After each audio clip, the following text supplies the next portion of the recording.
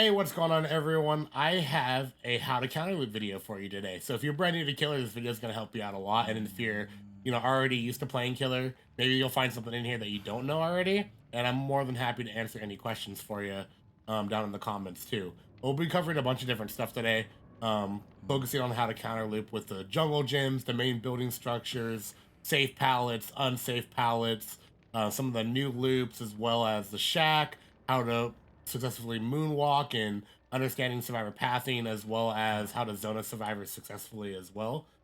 And take a look at some of the stuff in the main buildings like breakable walls and things like that too.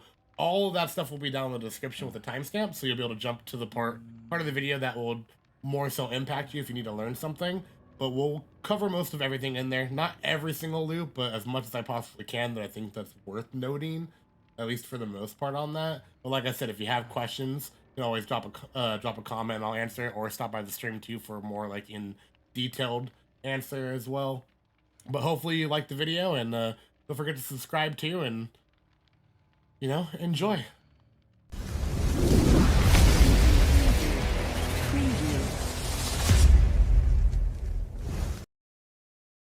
All right, so let's talk about LT walls. LT walls look like an L-shaped wall with a window that they can vault, and a T wall, which they can vault as well. T wall being the safer side. If you are chasing the survivor clockwise on these loops, you're going to give them access to the window over and over and over.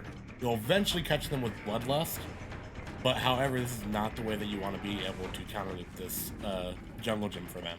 You want to be able to deny the window for them. So there are some things you can do when a survivor enters the loop. When a survivor enters the loop, the first thing you can do is go counterclockwise around the jungle gym, force them to take that window. And you can do this until the window is blocked and you'll get a hit on them. This will be denying them half of the loop. There are some more intricate things that you can do to be able to deny the window vault even more so. And what you're going to want to do is, one, you're counter looping them. They're going to run around the side and try to get the window vault, which you can moonwalk back into on either side, which I will demonstrate as well. So there's two ways you can moonwalk it, depending on if they're going to take the window or if they're going to fake the window. You'll get this kind of idea based on how the survivor's been looping you so far.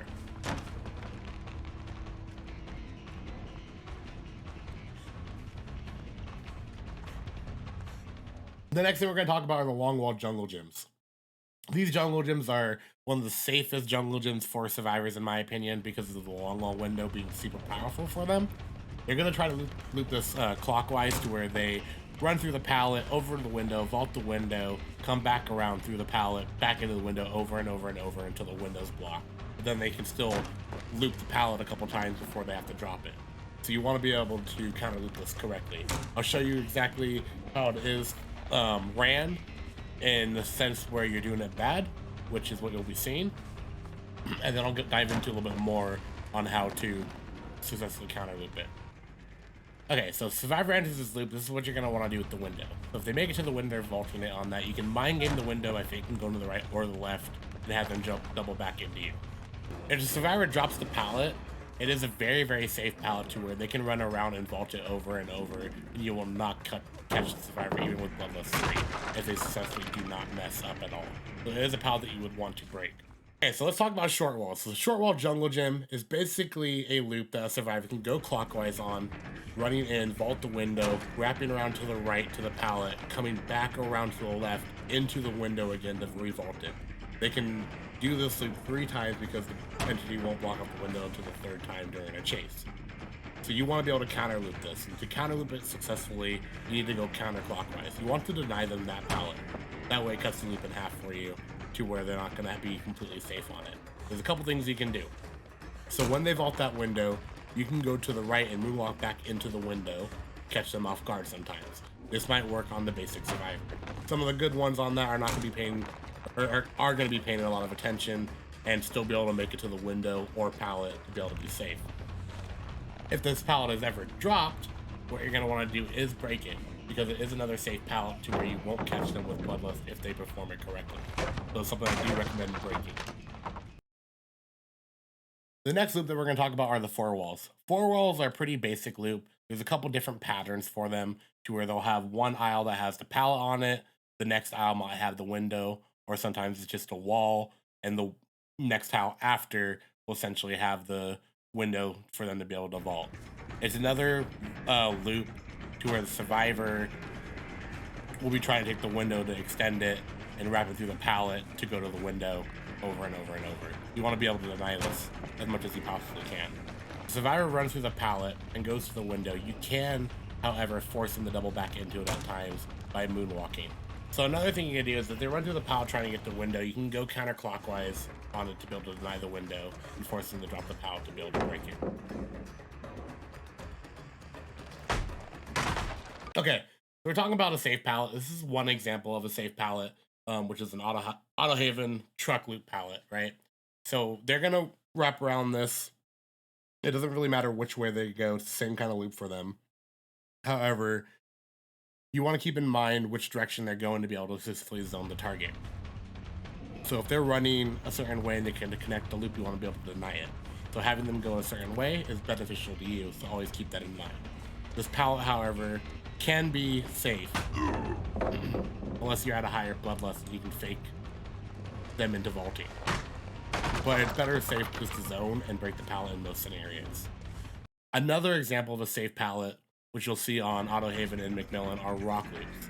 These rock loops are a little bit less safe to where you're able to moonwalk and surprise attack them, but you do want to keep in mind about zoning during it as well. It is a pallet that they can successfully loop without being hit, even with bloodlust, but it's definitely a little bit more capable of mind gaming as killer. I still recommend breaking the pallet and zoning them to successfully stop them from utilizing this loop.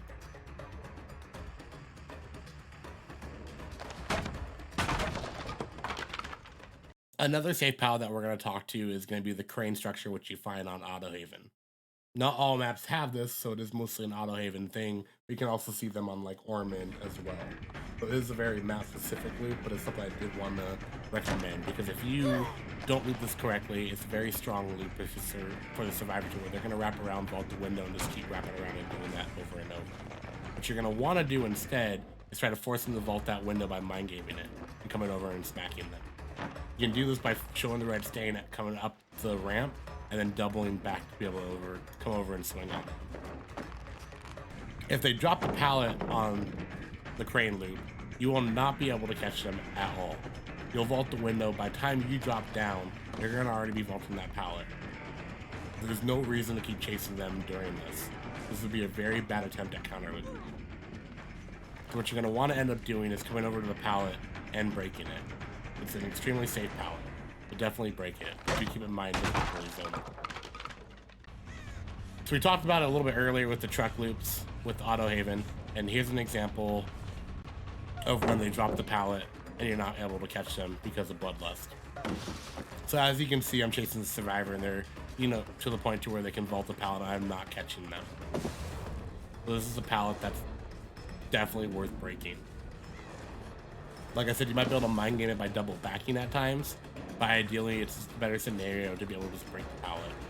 So don't start bloodlusting. Bloodlust is a really bad mechanic. Alright, so we have another example of a safe pallet that will appear on Macmillan maps. As well as like Cold Wind, but the structure is going to look a little bit different. And same thing for Autohaven. It's another little area that looks like a jungle gym that has a safe pallet for them. So they're going to loop this either way. It doesn't matter as long as they're taking the long wall. It's an extremely safe loop for them. So it doesn't matter how you counter loop it. You just want to keep in mind how to successfully zone them. So they're not going to be able to access another loop. Some of the things that you can do on here is moonwalk though. You can show your red stain and then go back in the opposite direction and be able to swing at the survivor and hit them.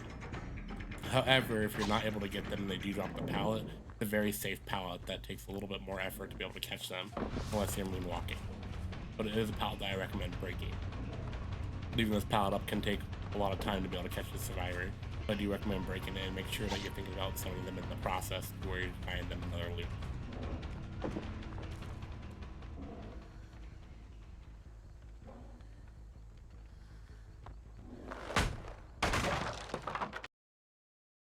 Alright, we're going to dive into some loops that have multiple loop setups, to where sometimes they may spawn a double pallet, which is not supposed to happen.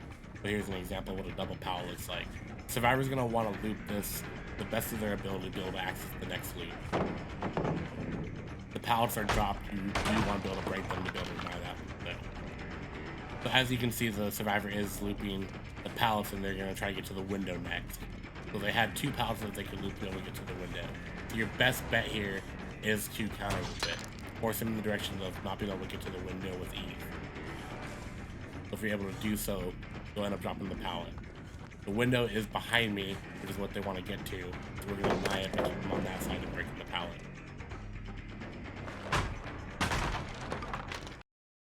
The next structure we're going to talk about is a Z-wall. My first recommendation is if you're chasing Cope at a Z-wall is to leave him. All jokes aside and everything, the Z-wall is not a super great structure. There's really 2 things that you can do with it. So they're going to run to it and be able to vault the window. But you can just keep moving forward and run around and be able to hit them. Or you can double back and catch them off guard and hit them as well. Either way, it will work. So when we're looking at unsafe pallets on Dead by Daylight, there are some specific map ones that have it. For instance, this is a little rock loop that's pretty easy to mind game outside of the Wretched Shop. Some of them are like this with Cold One with the hay bale things, or the hay bale pallets, to where you can moonwalk and catch survivors off guard by showing the red stain. So all you gotta do is get them to drop the pallet, and then you just mind game back and sweep at them. Sometimes the pallets that you need to be able to be dropped to do this because they're on autopilot mode, to where you can just mind game and hit them by moonwalking. When it comes to the shack, survivors are going to want to vault the window. They will be doing this counterclockwise. So you do not want to be chasing them and making them vault the window over and over and over. Some survivors, you kind of have to force the window to be blocked. If they're really good, they're not going to fall for mind games. But most of the time, you're able to double back on the window if they're really, really bad. Or what you can do is hide your red, or show your red stain going one way, vault the window, forcing them to double back into you. Another example you can do when it comes to the shack is moonwalking the side. After they vault the window and wrap back around, you can moonwalk into the shack and hit them. If they do drop the pallet when it comes to the shack, it is something that you are going to want to break. I talk about some main building structures when it comes to Dead by Daylight. A lot of the main buildings are really, really strong loops for survivors. So the example I'm showing right now is Wretched Shop. Wretched Shop has 2 windows that can appear. One on the right side of it, which is not a super safe window, to where you don't need to break up the wall inside the main building. But if the window appears on the left side, then that's the window that you're going to want to break. Alright, so we showed you an example of Wretched Shop, and I'm going to show you how Gurney's Storehouse looks. These are just a couple examples of all the main buildings, and like I said, I'm not going to cover every single one of them. But as you can see in this footage right here, we're not able to catch the survivor at all without breaking the door. So what you're going to want to do is break that door, completely denying that window to where it's a unsafe window for them to be able to vault.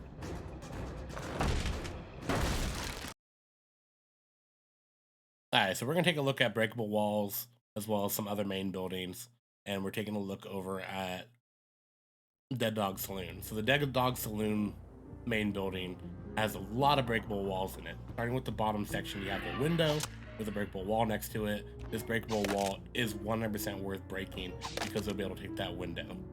This makes it that much easier to counter loop them. When they vault the window, you can just run outside that door and be able to catch them. Now, as we go upstairs, you're going to see another window and another breakable wall. Same scenario. 100% break this wall if you're in the building. It is not worth leaving up. You won't catch the survivor quickly. Now, as you can see, these breakable walls right here, this little room on the upstairs, are not worth breaking. It's actually a dead zone for survivors. So if they vault in there, they're actually trapped until you hit them and they can vault through. So 100% do not break these walls at all. They will be trapped in this room as you vault in. You will have to break the door to be able to get out though. If they're down and you want to hook them. There's another window up here on the balcony that they can take with a breakable wall next to it. It is much easier for you to break this wall to be able to counter loop them and catch up to them faster. So definitely break the wall on the balcony as well in the main building. Now when it comes to the shack, on the newer maps, it has a breakable wall. Don't think it should be a thing personally, but since it is, we are going to cover it. It's 100% worth breaking because it makes the loop that much harder for survivors because you're going to have a tighter loop, counter loop to be able to get them. So when you have the time, break the shack wall on top of it. There are some weird structures that are appearing specific to the maps, like Dead Dog Saloon. You have, I don't even know what to call it, but it has double breakable wall with a window in the center of it. Some maps have some weird structures. You have to play around with it and figure out what you need to break. For instance, on this one, it doesn't matter which one you break because they both can have the same type of counter loop to it, but you do need to break one of them to make it that much easier for you because they'll have a safe loop if you don't break the wall to where you're able to deny that window more. This is the Ormond main building, which has 2 pallets that can spawn on it on the upper balconies of the main building. One on the outside, one on the inside. Either one of them is safe no matter where it spawns at, so do keep in mind, and you're gonna want to be able to break those. However, the one that's inside does have a drop down.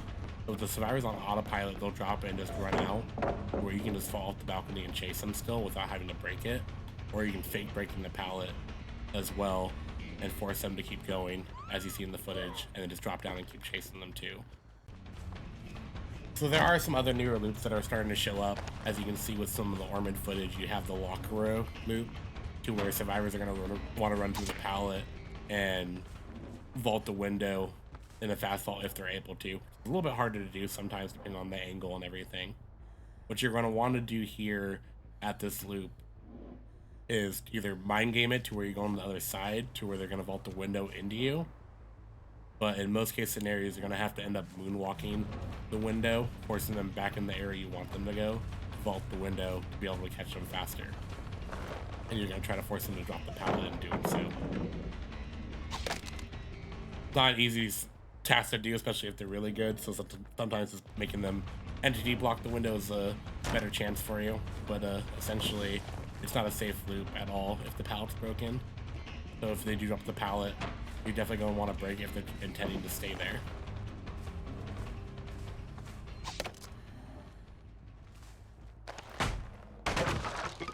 Another new structure that we have is the fire barrel loop that appears on Ormond, to where the survivor can run through the window, run around either side, through the pallet, come back the other side, back to the window safely without being caught.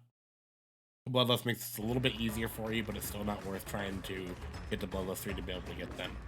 What's going to end up happening is they're going to make it to the pallet, but you're going to want to deny them the window. So you're trying to force them to drop that pallet.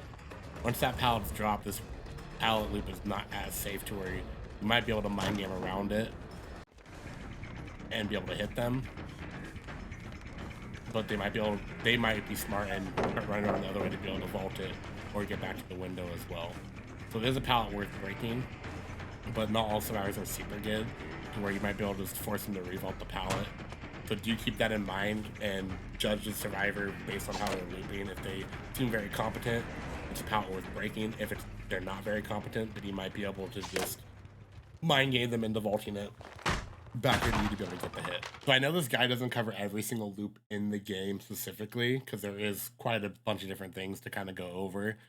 I want to say that's more of a basic thing for you guys to be able to get in the mindset of the killer on what you can do and what you shouldn't be doing, and providing examples of both on what will help you improve as a killer. So if you do have any questions on more specific loops or how to properly counter loop, I'm more than happy to help you out. Stop by the stream, drop a comment down below as well. I'll reply to them as quickly as I can and everything. And thank you guys so much for watching, and I hope you guys enjoyed it and hopefully it helps you.